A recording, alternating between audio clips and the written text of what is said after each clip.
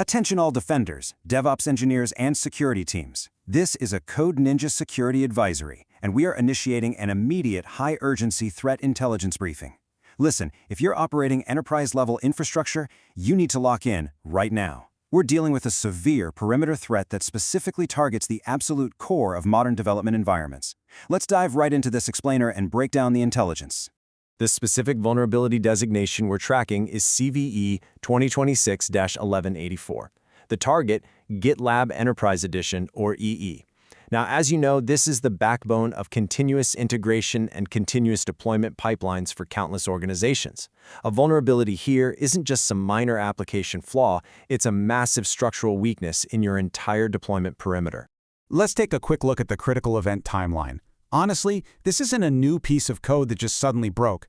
This flaw was actually introduced all the way back in version 11.9. It literally just sat there, exposing systems, until a coordinated vendor patch was finally released internally on May 13, 2026. And then just 24 hours later, on May 14th, the public disclosure hit the wire. So the clock is officially ticking for defenders globally. So, what's our primary objective for this intelligence release? Well, our directive is simple: forcing immediate mitigation and vendor patching before threat actors can actually weaponize this exploit in the wild. We practice coordinated vulnerability disclosure to force fixes and protect the perimeter. Your mandate today is to close this window of exposure. Section 1. Comms check. Establishing secure link.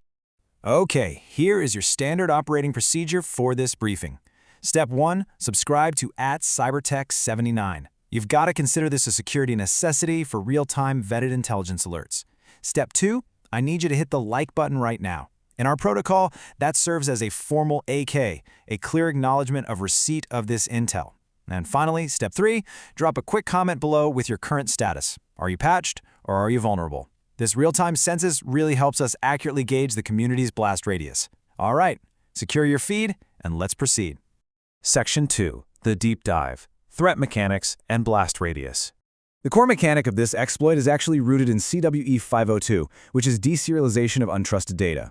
To put it simply, the GitLab product takes data provided by a user and reconstructs it or deserializes it without sufficiently validating that the resulting data is actually safe. Threat actors exploit this by weaponizing the file upload functionalities. They upload a specially crafted file, and the application just blindly processes the malicious logic. I really want you to notice the exact phrasing from the disclosure here. Quote, "This could have allowed an unauthenticated user to cause denial of service." Let that sink in for a second. This attack requires absolutely zero authentication to execute. An adversary doesn't need stolen credentials, they don't need an insider threat, and they certainly don't need a foothold. If your GitLab instance is exposed, they can hit it. And the blast radius? The impact here is the total exhaustion of your CI/CD pipeline resources. A successful denial of service attack via this deserialization flaw will effectively blind your development teams. It just completely stops the assembly line. And honestly, more critically, if you are under a separate active attack, this DOS condition will block your emergency hotfixes from ever reaching production. It's a complete tactical paralysis. Section 3. The severity discrepancy. Conflicting intelligence reports.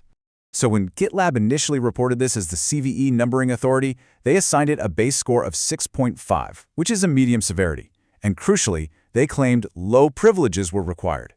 However, independent analysis by the National Vulnerability Database, or NIST, corrected the record.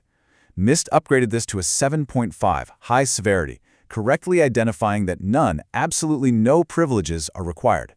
Defenders, you absolutely must operate on the NIST intelligence. This is an unauthenticated, high-severity threat.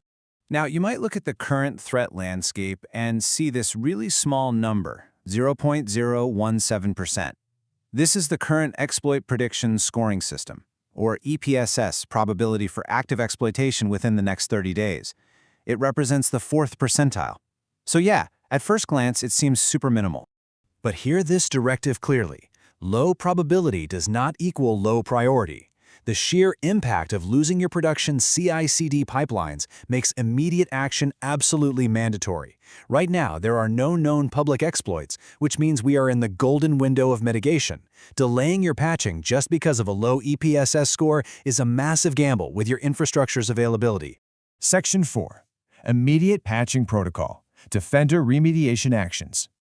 First things first, identify your exposure. If you're running anything from version 11.9 up to but not including 18.9.7, you are vulnerable.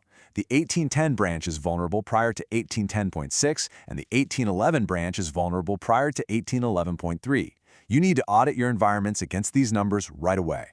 Once identified, you are to issue the directive to immediately upgrade targeted nodes to these newly secured releases, version 18.9.7, 18.10.6, or 18.11.3. These are your safe harbors. Implementing these patches natively removes that improper validation flaw in the deserialization process. Now, for teams managing massive footprints, manual checks just won't cut it.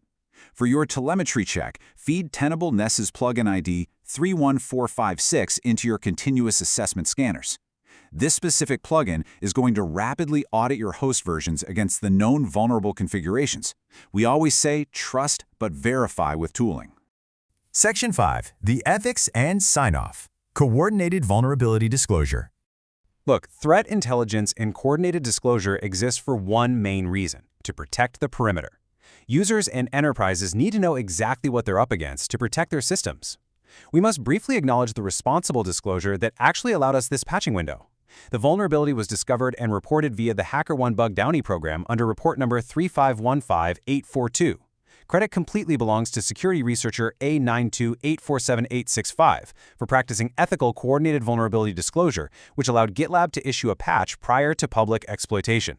Seriously, this is how the white hat community keeps the internet functional. I'm going to leave you, the defenders, with this provocative question to take back to your engineering teams. Are your deployment pipelines truly secure against unauthenticated payloads? Think about it. If an attacker doesn't even need a password to completely halt your entire deployment cycle, what else is exposed? Use this CVE as a catalyst to harden your perimeter. Execute your patching protocols. Acknowledge this intel. And above all else, stay secure.